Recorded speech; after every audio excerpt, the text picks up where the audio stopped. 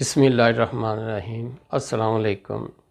तुसी देख रहे हो ZW TV और अल्लाह दे हुक्म नाल तुसी खैर खरीयत नाल होवोगे। अज मैं जिहड़ी वीडियो लैके तुहाडी खिदमत च हाज़र होया वां उस दा अनवान ये वे कि ख्वाब दे विच माह रमज़ान देखना और मुख्तलिफ सूरतां च देखना और ख्वाब दे विच रोज़े रखना, ख्वाब दे विच रोज़ा रख के इबादत करनी, ख्वाब दे विच रोज़ा रख के गिबत करनी, ख्वाब दे विच रोज़ा रख के सफ़र करना, ख्वाब दे विच पूरे साल दे रोज़े रखने और ख्वाब दे विच अशूरा दा भी रोज़ा रखना। ते ये मुकम्मल ख्वाब दी तबीर जानन वास्ते तुसी साडी वीडियो जिहड़ी है वो एंड तिकर देखना। ते एक साडी बेटी ने सानू पुछया है कि ख्वाब दे विच उन्हां दा दुपट्टा जलिया है। ते इस मुकम्मल ख्वाब दी जिहड़ी तबीर है ना तुसी साडी जानन वास्ते वीडियो एंड तिकर देखिया जे ते सानू तुसी लाइक करो और साडे चैनल नू सबसक्राइब करो और बैल दे बटन नू दबाओ ताकि आने वाली वीडियो जिहड़ी है तुहाडे तिकर जल्दी पहुँच जाए। तो हुण असी चलने आ अपनी वीडियो की तरफ जिहदा अनवान ये वे कि ख्वाब दे विच रोज़ा रखना।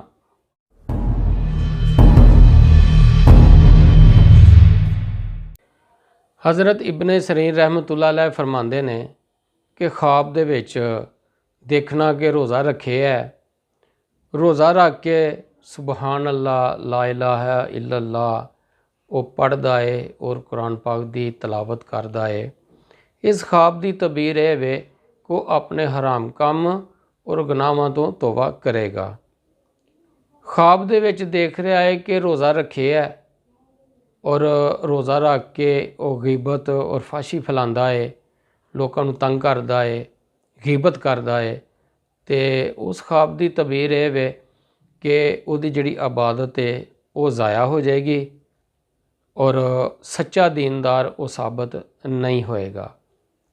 हज़रत इब्राहीम करमानी रहमतुल्लाह अलैह फरमांदे ने कि रमज़ान दे विच रोज़े दा महीना देखना और उहदी तबीर ये वे कि दौलत और रिज़क उन्होंने तंगी होएगी।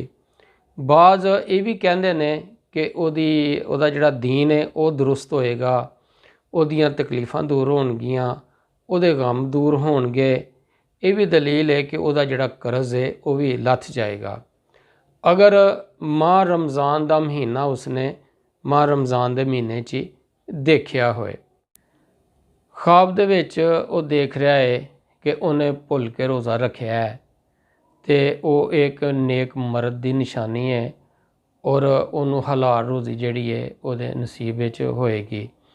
अगर वो इरादा रखे रोज़ा खोलन दे ते उस ख्वाब की तबीर ये वे कि वो सफ़र करेगा।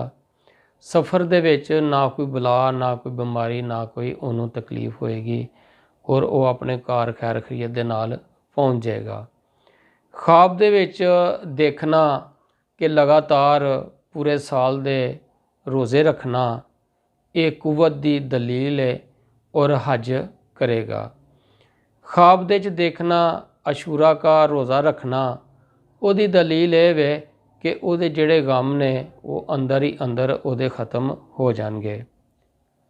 हज़रत जाफ़र सादक रहमतुल्लाह अलैह फरमांदे ने कि ख्वाब दे विच रोज़ा रखना उहदियां कुछ वजह ने। पहली वजह बुजुर्गी, रियासत, तंदरुस्ती, मरतबा और सवाब वगैरह। ते ये वे साडी अज दी ख्वाब दी तबीर। और जिहड़ी बेटी ने पूछया है कि अग लगी है दुपट्टे नूं और चीखो पुकार, और जिस जगह अग लगी होए उत्थे चीखो पुकार देखी जाए तो उस ख्वाब की तबीर ये वे कि उस जगह दे उत्ते बहुत वड्डी मुसीबत और बीमारी आएगी। अगर कपड़े नूं अग लगी हुई है ख्वाब दे विच वो देख रहा है तो उहदी तबीर ये वे कि रिश्तेदारां दे विच उहदे झगड़े और लड़ाई होएगी और बीमारी उस घर दे विच आएगी।